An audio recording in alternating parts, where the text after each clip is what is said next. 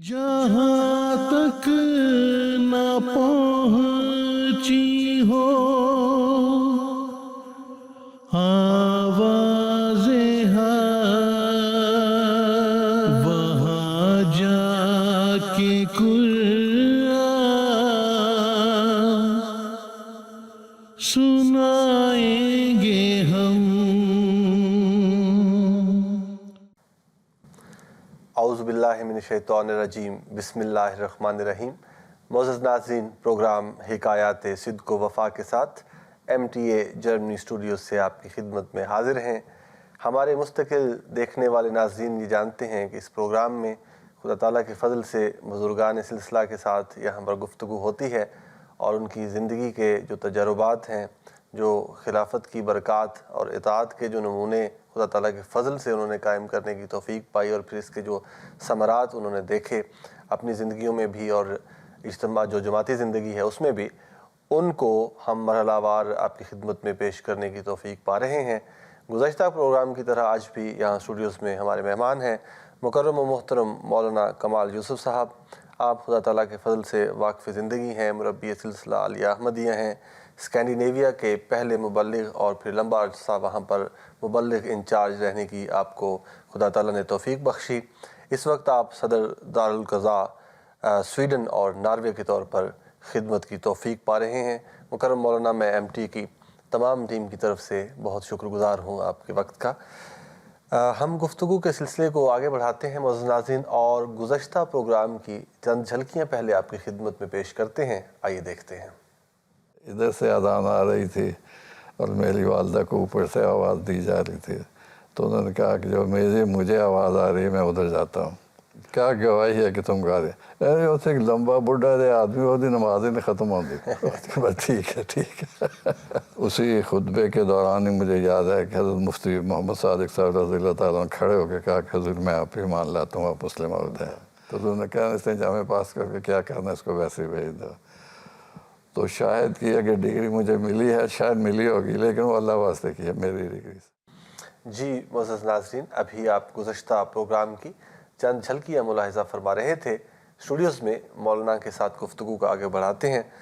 مولانا، جب خدا تعالیٰ کے فضل سے آپ پہنچتے ہیں ڈنمارک میں، تو یہاں پر جو پہلا پھل خدا تعالیٰ کے فضل سے نصیب ہوا، پہلے احمدی، وہ کون تھے؟ اور پھر اس کے بعد دیگر جو تبلیغی کاوشیں تھیں ان کو کچھ اگر آپ بیان فرما سکیں ہمارے ناظرین کے لیے۔ اصل میں خدا تعالیٰ کے فضل سے اس میں میرا تو کوئی خاص نہیں کہنا چاہیے دخل ہے۔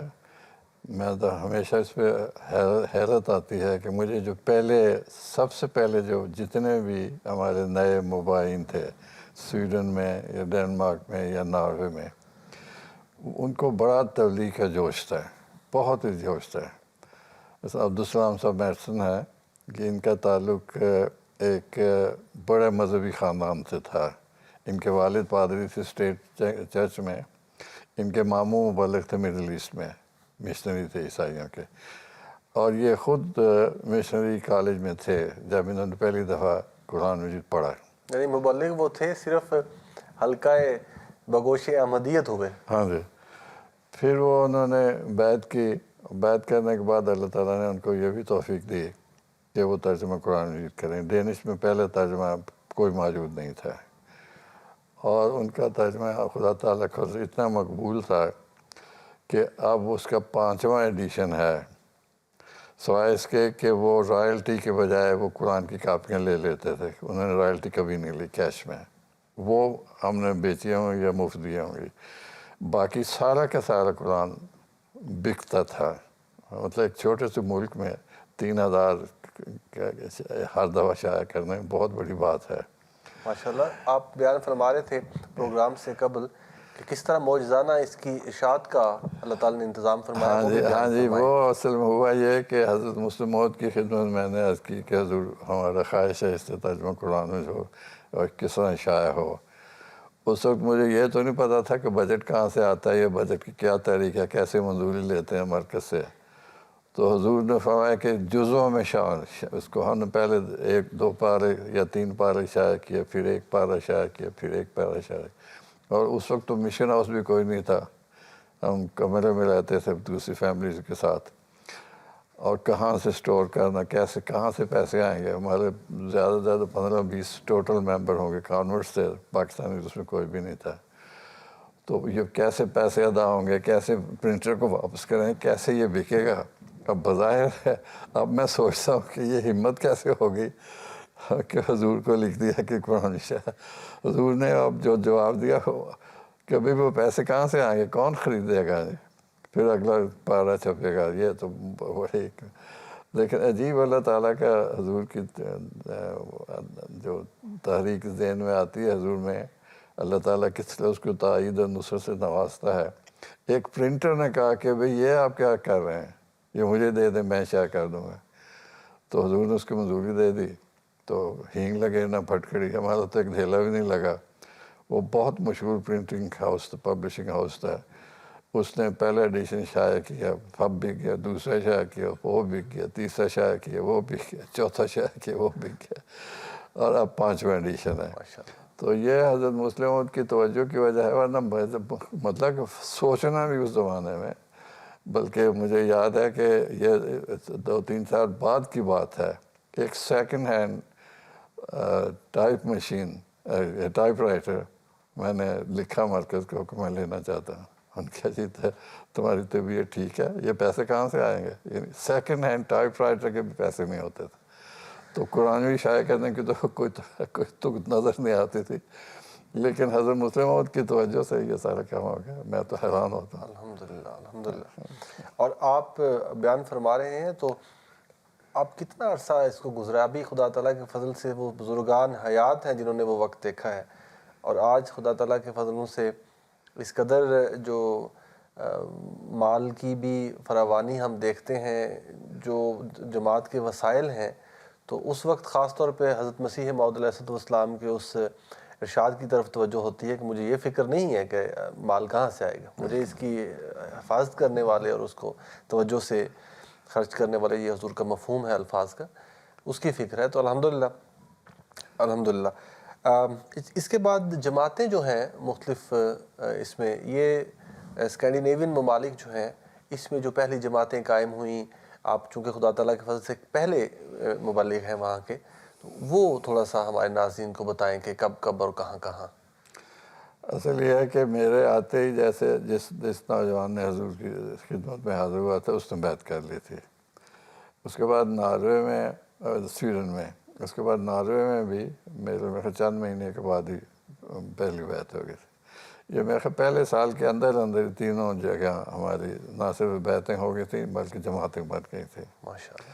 تو یہ اللہ تعالیٰ کا خاص فضل ہے کہ اللہ تعالیٰ نے اتنی بغیر کسی خاص کوشش کے، مالی لحاظ سے تو مجھے یاد ہے کہ میں اس زمانے میں مرکز میں جو خط لکھتا تھا وہ پوسٹ کارڈ لکھتا تھا. میں سمجھتا اس زمانے میں لفافے کا تو وہ تصور نہیں ہوتا تھا، ایروگرام ہوتا تھا، لیکن ایروگرام پوسٹ کارڈ سے ذرا مہنگا ہوتا تھا.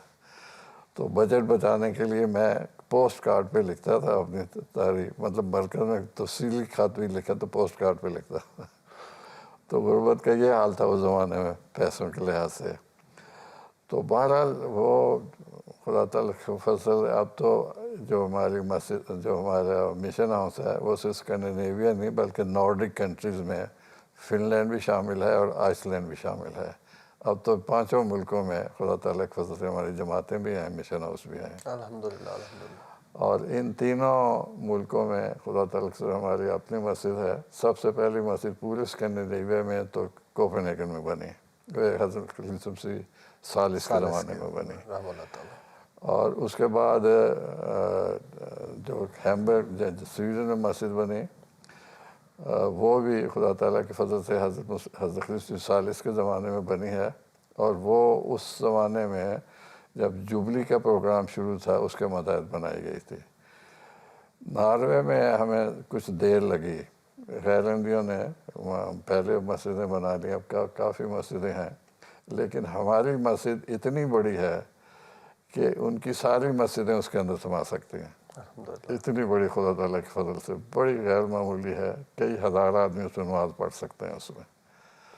تو یہ سب اللہ تعالیٰ نے خلافت کی برکتیں ہیں، ہم تو سوچ بھی نہیں سکتے. بے شک. اور کوئی حکومتیں نہیں ہمارے پیچھے کھڑی ہوئی، بلکہ خدا تعالیٰ کی ذات ہے اور خلیفۃ المسیح کی دعائیں ہیں جن کی وجہ سے احباب جماعت قربانی کی توفیق پاتے ہیں اور یہ مساجد جو دنیا بھر میں قائم ہو رہی ہیں الحمدللہ. اس سلسلے میں جو قرآن کریم کے تراجم ہیں اس میں جو ڈینش ترجمہ ہے اس کا تو ذکر ہو چکا، باقی کن کن زبانوں میں توفیق ملی؟ ہمارا سویڈش، اس کے بعد سویڈش ترجمہ ہوا. سویڈش ترجمہ ڈاکٹر کانتا ہماری کنورٹڈ احمدی ہیں سویڈن کی، اب تو میڈیسن میں سائیکارٹسٹ بھی ہیں، وہ میڈیسن کے بڑی قابل وہ خاتون ہیں.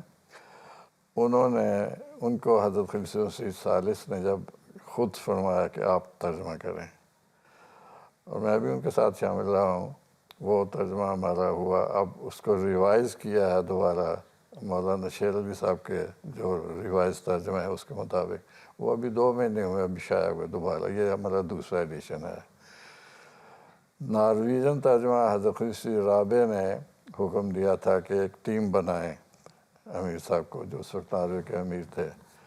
تو اس میں ہمارے نوجوان بچیاں اور بچے جو تھے انہوں نے ترجمہ کیا اور بہت اچھا ترجمہ کیا، اور وہ تفسیر بھی ہے اس کے ساتھ. اور میں نے خود کئی لوگوں سے سنا جو پڑھے لکھے لوگ ہیں جو عموماً اسلام پہ اعتراض بھی کرتے ہیں، وہ کہتے ہیں یہ آپ کے ترجمے کا مقابلہ نہیں ہے، بہت اعلیٰ ترجمہ ہے ہمارے. یہ یونیورسٹیوں کے بچے تھے؟ یہ نارویجن ترجمہ ہے. تو یہ خدا تعالیٰ کے فضل سے ہمارے بچوں نے بھی جو یہاں کے یہ پیدائشی پاکستانی ہیں انہوں نے بڑی محنت کی زبانوں پہ اور بہت اعلیٰ قسم کا ترجمہ کیا نارویجن جو ہے الحمدللہ. اس کے علاوہ کون سی کتب ہیں جن کا ترجمہ کر کے شائع کیا گیا ان ممالک میں؟ ہمارے 3 زبانوں میں اسلامی اصول کی فلسفے کا ترجمہ ہے، اور یہ اب ریوائز ہو رہا ہے. سارے ترجمے ریوائز ہوتے رہتے ہیں، ہر وقت ہوتے رہتے ہیں، کیونکہ اعلیٰ سے اعلیٰ زبان اور کئی مسائل کی وجہ سے پرنٹنگ میں بھی بڑے اچھے آ گئے. اور اس وقت شرائط بیعت ہیں حضرت خلیفہ خامس کی جو ابتدائی خطبات ہیں وہ شائع ہو چکی ہے. اور اب جو حضور کی جو پیس کانفرنس ہے وہ حضور کے سارے خطابات کتابوں میں 3 جگہ آ چکے ہیں خدا تعالیٰ کے فضل سے الحمدللہ. مولانا ایک واقف زندگی کے لیے اور ایک احمدی کے لیے خاص طور پر خلفائے مسیح کے ساتھ گزارا ہوا جو ایک لمحہ ہے وہ ناقابل فراموش ہوتا ہے، وہ انسان بھول نہیں سکتا. آپ کی خلفاء کے ساتھ بچپن جب قادیان میں گزرا ہو، حضرت مسلم موعود کے ساتھ گزرا ہو، تو یادیں تو بہت طویل ہوں گی، لیکن ہم نمائندہ چند واقعات ہر خلافت میں سے ذکر کرتے ہوئے گزریں گے. تو سب سے پہلے حضرت مسلم موعود رضی اللہ تعالیٰ عنہ کی جو آپ کو یادیں خاص طور پر ذہن میں کبھی نہ محو ہونے والی، ساری ہی ایسی ہیں لیکن چند جو بیان ہو سکیں. اصل میں جو وقت قادیان میں گزارا ہے نا وہ تو چونکہ بہت قرب تھا فزیکلی بھی. ہمارا گھر جو تھا وہ مسجد مبارک سے زیادہ 2-3 منٹ پیدل واک ہے، وہ بالکل ساتھ ہی سے نمازیں ساری وہاں پڑھی. اور اس وجہ سے اس لحاظ سے تو نہیں، ایک ایڈمنسٹریشن میں حضور کا جو طریق ہوتا تھا، حضور میں تربیت کے لحاظ سے حضور کبھی بھی رکتے نہیں تھے. فوراً ہمیں یاد ہے کہ جب نماز پڑھ کے اترتے تھے نیچے ایک سیاہ بورڈ تھا مسجد مبارک کے، اس کے اوپر اعلان ہوتا تھا کہ فلاں دوست نے آج نماز باجماعت نہیں پڑھی، اس کو ایک دن کا وہ کیا اسے کہتے تھے مکاتے. تو ہم سب سے پہلے وہ اعلان پڑتا تھا. تو حضور کی طبیعت میں تربیت کے لحاظ سے حضور سمجھتے تھے کہ اچھا احمدی وہی ہے جو میری سختی برداشت کرتا ہے، جو نہیں کرتا اس میں وفا نہیں ہے. تو اس وجہ سے حضور نے کسی شخص کو بھی اس میں چھوڑا نہیں ہے. تو اسی وجہ سے ایسا ایسے جماعتوں میں تنظیم کی ایک تربیت پیدا ہوئی جو دوسروں میں دیکھنے کے مطلب بعض ایسی چھوٹی چھوٹی باتیں ہیں. میں نے ایک دفعہ ایک غیر احمدی کو بلایا، ہمارے جلسہ ہو رہا تھا، تو وہ 1 گھنٹہ بیٹھا اور چلا گیا. میں نے کہا کیسا؟ کہتے کمال ہو گئی. میں کہا کیا کمال ہو گئی؟ کہتے ہیں کہ بچہ وہاں اٹھا, اس نے ہاتھ کھڑا کیا باہر جانے کے لیے. کہتے مجھے یہ تعجب ہوا کہ بھئی یہ بچے کو بھی تربیت ہے, کوئی اجازت لے کے باہر جا رہا ہے.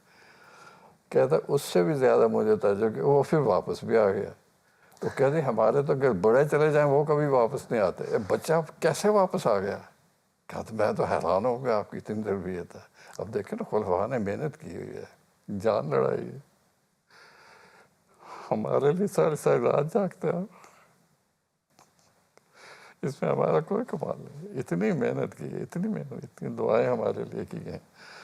تو مطلب لوگ دیکھ کے حیران ہو جاتے ہیں کہ بچہ اچھا ہے, اس طرح اجازت لے کے مجلس سے اٹھ کے جا رہا ہے. ہمیں کہ معمولی بات ہے, ہمیں تو خیال ہی نہیں آتا کہ خاص بات ہوئی ہے, لیکن دوسروں کے لیے تو کمال ہے. پھر بچہ چاہ کے پھر وہ واپس آ جائے, وہ کھیلتا رہے گا باہر جا کے, پھر واپس بھی آ جاتا ہے وہ. تو یہ خلفاء نے جو محنت کی ہے, خدا تعالیٰ کے حضور جو دعائیں کی ہیں. ہجرت بھی درمیان میں ہوئی ہے نا, جب آپ قادیان سے مرکز پاکستان منتقل ہوا ہے, اس زمانے میں بھی آپ کی اگر کچھ یادیں ہمارے ناظرین کے ساتھ بانٹ سکیں. دیکھیں نا حضور جب وہ بنجتے میں جا کے جو فسادات تھے, اس میں حضور کو بلایا گیا وہاں کورٹ میں, منیر کورٹ یا کیا کہلاتی تھی وہ, منیر انکوائری کمیشن.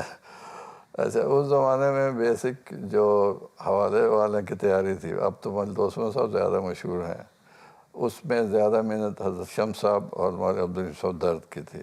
انہوں نے بہت محنت کی.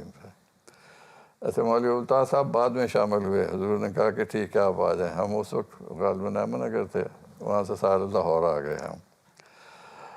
اب حضور نے کہا میں کتابیں دوں گا, ان کتابوں سے آپ حوالے نکالیں. وہ کتابیں تقسیم ہو جاتی, سارے جامعہ کے پروفیسر اسٹوڈنٹ سب بیٹھے ہوئے, سارا دن بیٹھے ہوئے.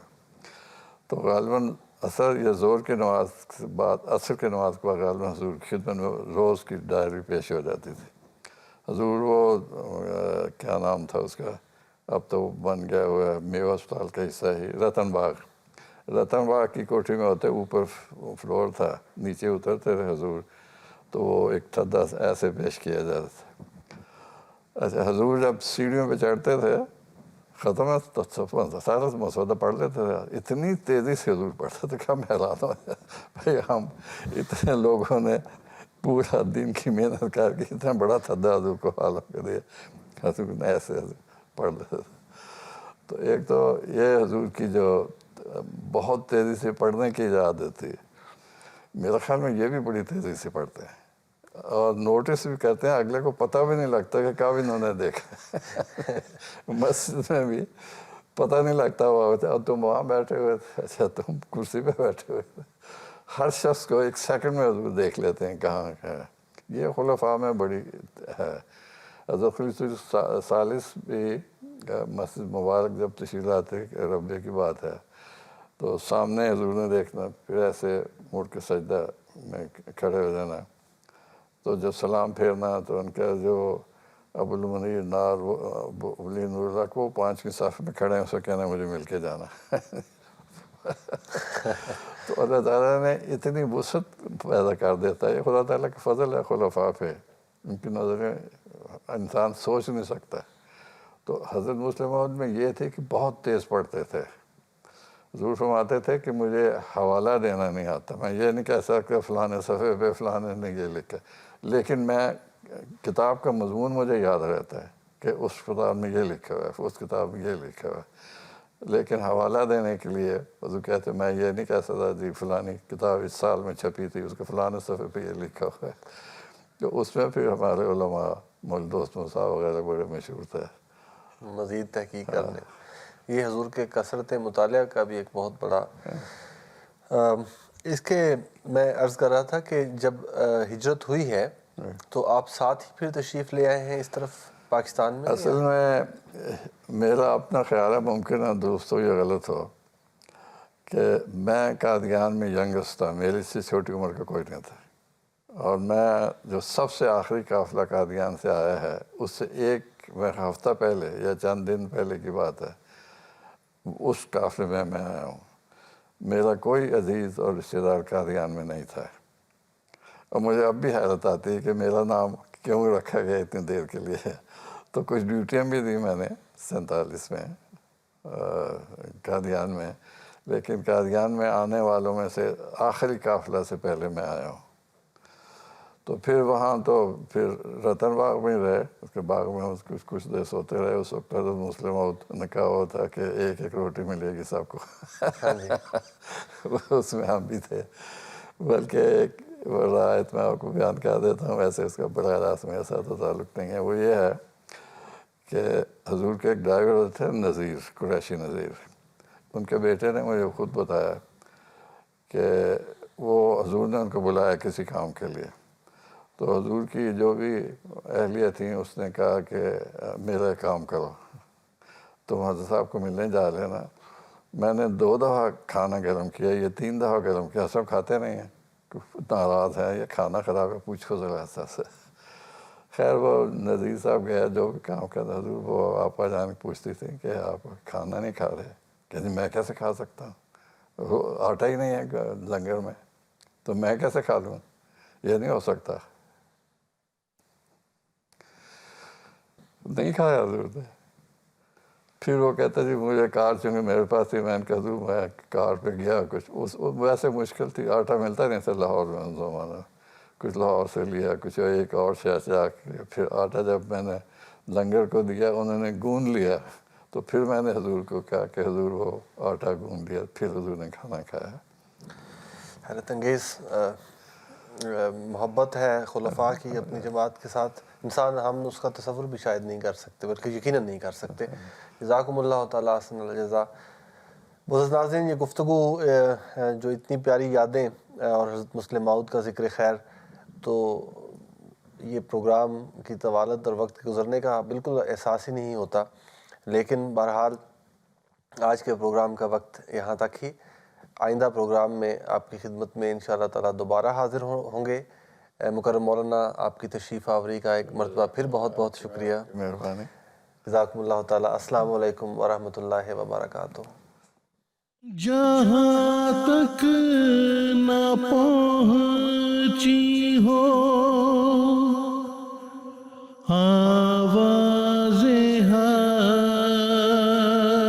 وہاں جا کے قرآن سن